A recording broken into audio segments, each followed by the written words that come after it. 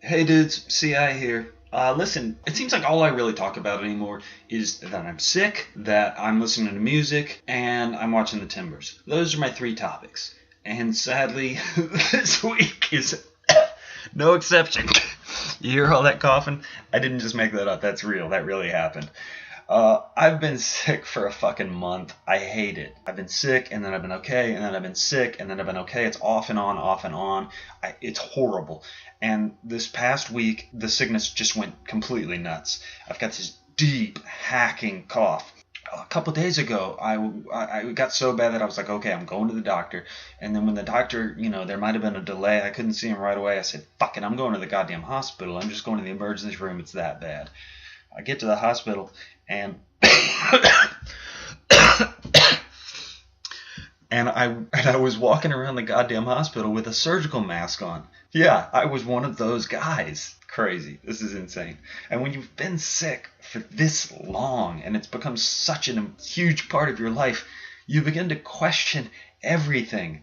You're like, what is making me like this? Am I allergic to something? Am I allergic to my pillow? Maybe I should get a new pillow. Am I allergic to my house? I should move. This new plant that I bought, my new roommate, he moved in about a month ago. I've been sick for a month. I'm allergic to him. Or maybe it's the air. Maybe I'm allergic to air or sunlight. You just question everything, especially if you're a hypochondriac like me. When you're a really bad hypochondriac, it gets even worse because you're like, okay, it's clearly pneumonia or cancer or something called chronic wasting. I'm pretty sure that's a thing. Whatever it is, I fucking got it. I'm dying, and it's awful. It's been here for a month, and I can't do shit. I can't go to the gym. I can't go to the fucking coffee shop. I can't go to the writing group. I can't see my friends. Well, I did do two things, and not surprisingly, they were related to the Timbers and to music.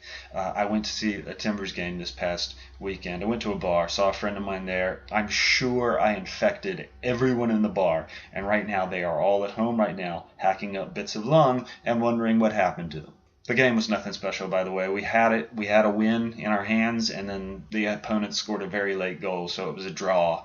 I was super sick, and I didn't want to write my column, but I had to write my column because that's what I do. And so it was a very short, very shitty column about that game.